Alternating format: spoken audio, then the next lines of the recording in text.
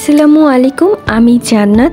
আজকে আমি যে স্টোরিটা বলবো এটা একটা আপুর স্টোরি, তার সাথে ঘটে যাওয়া তার জীবনের গল্প। আমি শুধু এটা বলেছি, এটা কোনোভাবেই আমার জীবনের সাথে যুক্ত নয়। তাহলে শুরু করা যাক। আমার নাম ইসরাত জাহান সাথী, সবাই সাথী নামেই ডাকে। 2009 সালে পারিবারিকভাবে আমার বিয়ে হয়। তখন আমি অনার্সে ভর্তি হয়েছি মাত্র। বিয়ের পরেই ভালোই ছিল সব। শ্বশুরবাড়ির সবাই খুব ভালোবাসতো আমাকে। আমার বর ছিল হাই স্কুলের ইংলিশ টিচার। আমাদের বাড়ি আর শ্বশুরবাড়ির দূরত্ব ছিল 10 কিলোমিটারের মতো। আমাদের বাড়ি মানে আমার বাপের বাড়ি থেকে আমার হাজব্যান্ডের স্কুল কাছেই ছিল, তাই বেশিরভাগ টাইমই আমি আমাদের বাড়িতে থাকতাম। আর বর স্কুল টিউশনি করে রাত 10টার দিকে আমাদের বাড়িতে আসতো। ও ইংলিশে খুব ভালো শিক্ষক ছিল। আমাদের বাড়ি একদম গ্রামে। এখানে ওর থেকে আর ভালো কোনো শিক্ষক ছিল না।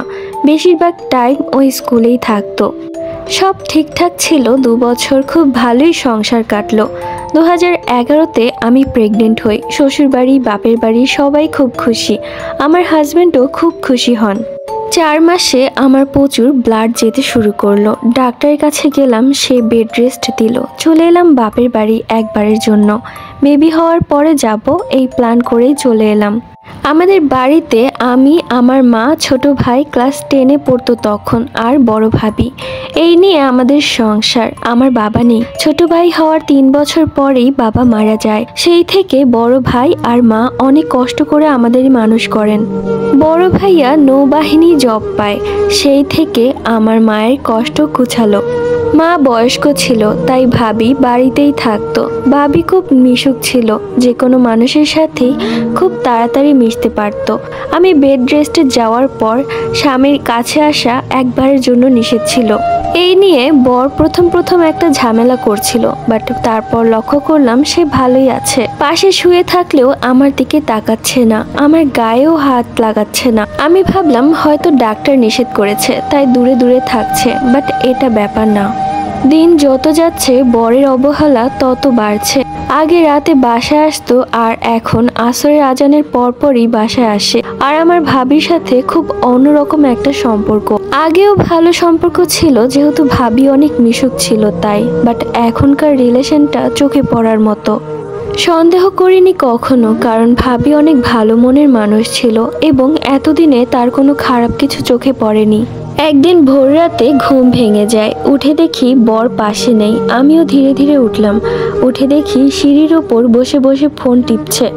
বলল ঘুম আসছিল না, তাই উঠে বসলাম। একদিন ওর গেঞ্জি খুঁজছি, কোথাও পাচ্ছি না। এরপর ভাবি এনে দিল তার রুম থেকে। আমিও ভাবলাম হয়তো ভাবি কাপড় আনার সময় একসাথে এনেছে, তাই তার রুমেই ছিল। তারপর স্কুল থেকে বিভিন্ন সময় কিছু প্রয়োজন হলেই ভাবির নাম্বারে কল দিত। ভাবি এসে আমাকে বলতো। আরেকদিন ভাবির নাম্বারে কল দিয়েছে, আমিও সামনে, তাই ভাবি আমাকে ফোনটা দিল। আমি কথা বলছি আর ভাবি উঠে অন্য রুমে গেল। কি যেন মনে করে হঠাৎ ভাবির ফোনের ইনবক্সে গেলাম। এটাই হয়তো আমার জীবনের সবচেয়ে বড় ভুল ছিল। ইনবক্সে দেখি বরের মেসেজ। একটা মেসেজ এমন ছিল, কি দরকার ছিল আমার রাতের ঘুমটা কেড়ে নেওয়ার? এখন তো পারছি না তোমাকে বুকে না নিতে, পারছি না ঘুমাতে। এই মেসেজটা দেখে আমার মাটির নিচে ঢুকে যাব নাকি পানিতে ঝাঁপ দিব বুঝতে পারছি না। হাত পা থরথর করে কাঁপছে, নিঃশ্বাস বন্ধ হয়ে যাচ্ছে। মনে হচ্ছিল মিনিটের মধ্যে আমি পাথর হয়ে গেছি। ভাবছি এটা কিভাবে সম্ভব। আবার মেসেজটা পড়ছি, বারবার নাম্বারটা মিলাচ্ছি, বাট একই জিনিস চোখের সামনে। কিন্তু সত্যিটা আমি মেনে নিতে পারছি না। এটা কোনোভাবেই কি মেনে নেওয়া যায়?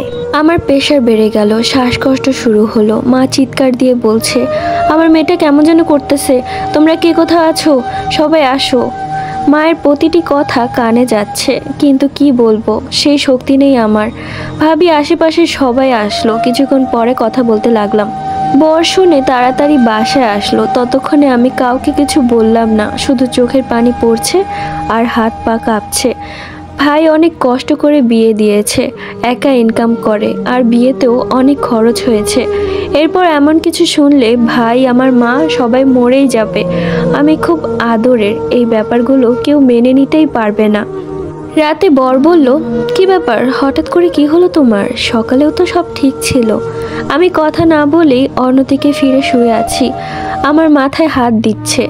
তখন আমার আরও বেশি ঘৃণা হচ্ছিল। কাঁদতে কাঁদতেই ঘুমিয়ে গেলাম। রাত 2টা-3টা হবে। তখন দেখি বর পাশে নেই। আমি উঠে টর্চ নিয়ে বাহিরে গেলাম।